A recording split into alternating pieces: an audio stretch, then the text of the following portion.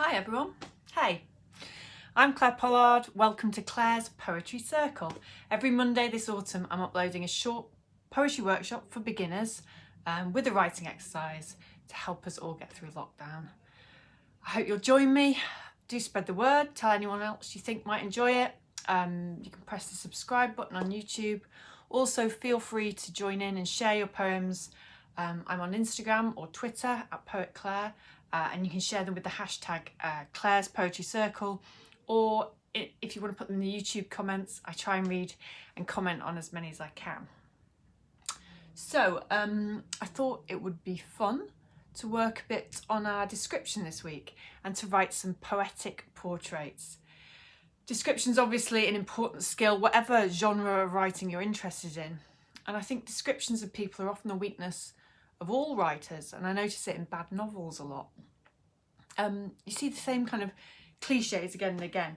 For example, almost everyone is often described by their hair, skin and eye colour. He was pale with blonde hair and icy blue eyes. She had black hair and skin like chocolate. She had red hair and pale skin, and her eyes sparkled like diamonds. It's tedious and it's just kind of false. I mean, who notices eye colour anyway? I don't think I could tell you the eye colour of almost anyone I know. Also, who has eyes like diamonds, translucent and multifaceted like alien insects or something.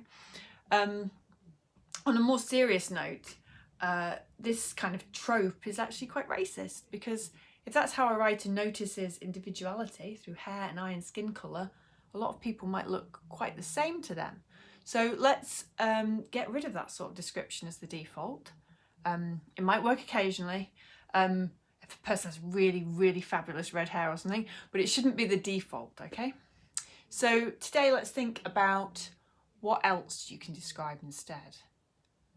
Eyes are important, sure, but instead of saying she had blue eyes, how about saying she had small eyes, or dry eyes, or lashless eyes, or glazed eyes, or heavily made up eyes, or dilated eyes?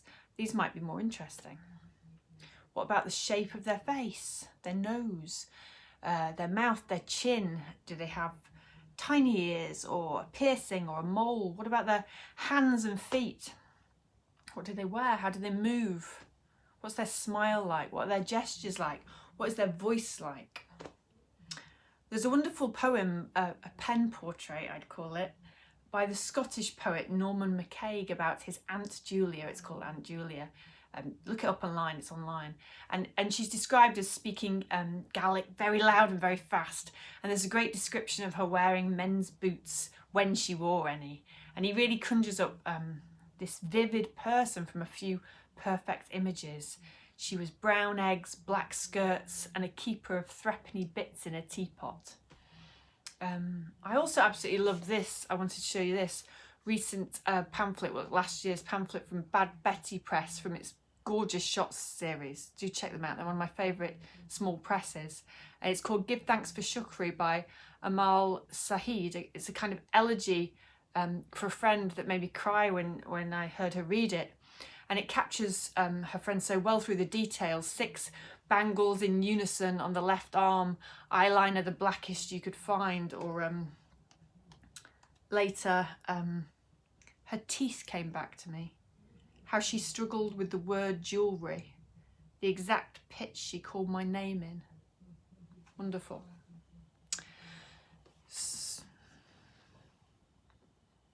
I'm not sure if it's sold out, but if it's not sold out, buy it. Okay, so for your first little exercise, a short one, I'd like you to start by doing a self-portrait.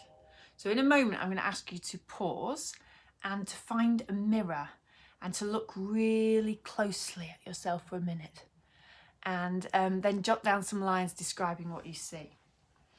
It might be a little bit uncomfortable looking closely at yourself. I'm doing it now. It's one of those weird things, isn't it, about Zoom and FaceTime and all the screens we have now, that you end up looking at your face the whole time. But try to look at yourself with just a neutral eye. Nobody else is looking at you. And we should practice our similes and metaphors again, shouldn't we? Which we talked about in an earlier workshop, where we compare one thing to another thing as a way of making your description more original and more precise. So when you're jotting down this self-portrait, try and write at least 3 similes about yourself.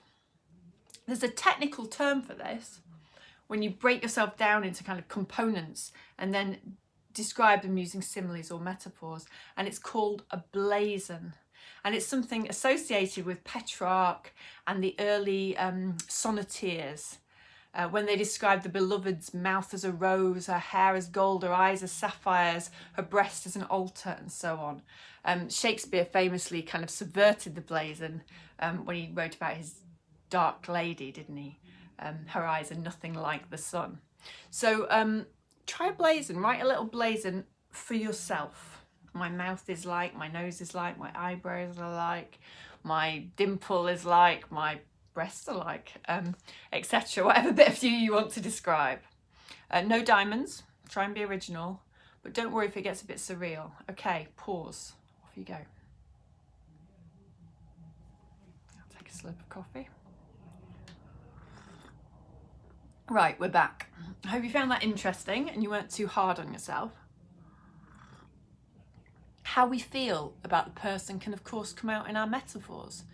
If we love someone, we might say they have down on their cheek like the down on a kitten, or a mouth like a sweet plum, things tender or positive. If we feel differently towards them, that anger and fear might come out in our images.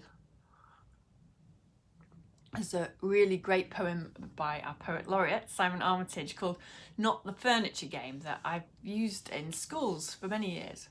And it has images like his nostrils were both barrels of a shotgun loaded, and his mouth was an oil exploration project gone bankrupt, and he smiles like a caesarean section, and his tongue was an iguanodon.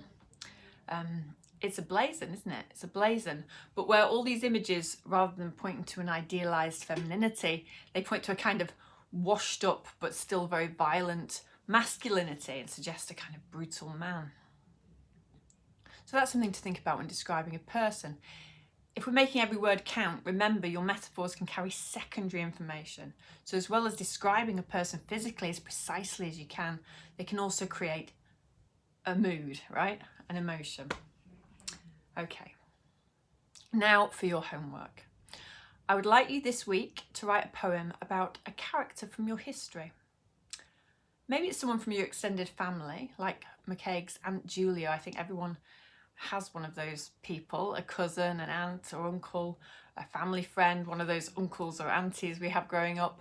Someone there's a story about, or you always remember when they visited. They seem very vivid in your mind. I'm not asking you to write about your mum or your child, someone you know really, really well, but one of those characters that's popped up in your life.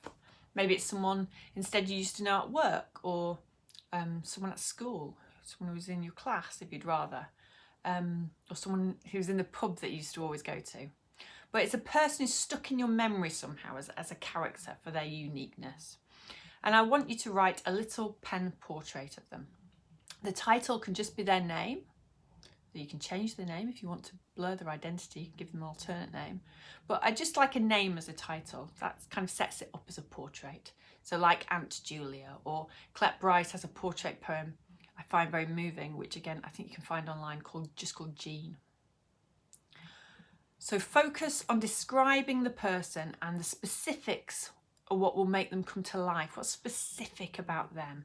Was there a particular brand they used to eat or smoke, a piece of clothing you associate with them, or an object? Is there a catchphrase or a word you associate with them?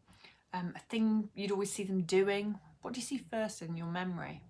And the job of your poem is just to try and conjure this person in a few lines without clichés, maybe using a bit of Blazon, maybe not, but you're going to try and conjure their uniqueness and maybe explore why is it that this person has kind of stuck in your memory.